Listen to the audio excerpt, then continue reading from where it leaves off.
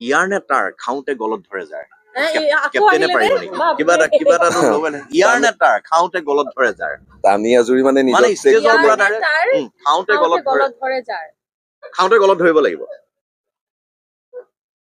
পিছফালে বৰ ধুনীয়া হাঁহি আছে দৰ্শক আমাৰো একজন বহুত ভাল এক্টৰ আৰু আপোনালোকৰ দায়িত্ব যে এই এক্টৰ সকলক আমাৰ ৰাইজৰ মাজত চিনাকি কৰাই দিয়াটো এইটো আমাৰ পৰম দায়িত্ব বুলি ক'ব লাগিব অকল দায়িত্ব নহয় আহক সুমন নামটো কৈ যাওকচোন সুমন ভদ্ৰাজ ভাল এক্টৰ দেই খুব স্বাগতম জনাইছো হয় ধন্যবাদ তাৰপিছত সীমান্ত কাশ্যপ সীমান্ত কাশ্যপ কোনোবা মানে এনেকুৱা ধৰণৰ কথা হয় ইয়াক অভিনয় চাই অহাৰ পিছত হয়তো মানুহ ঘৰত কেতিয়াবা ৰুমৰ পৰা উলিয়াই দিব পাৰে বুজি পাইছে কি অভিনয় কৰিব সৰুৰ পৰা অমৃশ পুৰীয়ে নেকি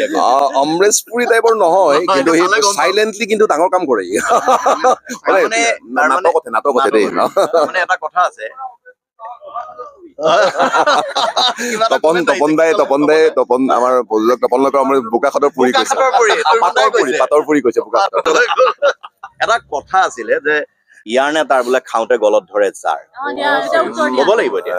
হেৰি মই অকমান আইডিয়া এটা মই মই নাটকত মনত নহয় মানে ইফালে নাযাব মই হেৰিটো দি লওঁ হেৰি হ'ল এইটো গলত ধৰ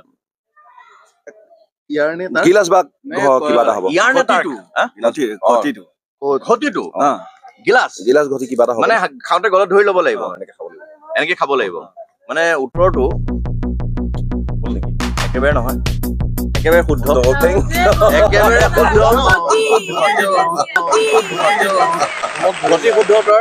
গিলাচো হয় ঘটিও হয় মানে খাওঁতে গলত ধৰি ল'ব লাগিব কাপেই কাপ মই এটা কথা তপন দা মুৰব্বীয়ে দি দিয়ক নেকি এইটো লওকচোন আপুনি মই এজনে ক'লে গিলাচ মই গীত নাই দিয়া দিয়ক আৰু দি দিয়ক এইটো গিলাচত বহুত ধন্যবাদ মানে গলত ধৰি ল'ব আৰু এইটো আপুনি দিব লাগিব ঘটিৰ কাৰণে ঘটি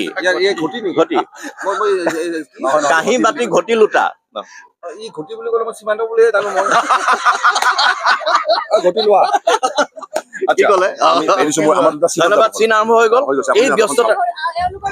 আমি কথা পাতিম এই ব্যস্ততাৰ মাজতে আমি অকনমান ধেমালি কৰিলো তপন দা আহিলে ধেমালি হ'ল অকমান আৰু এনেদৰে ধেমালিটো কেনেকুৱা লাগে তপন দা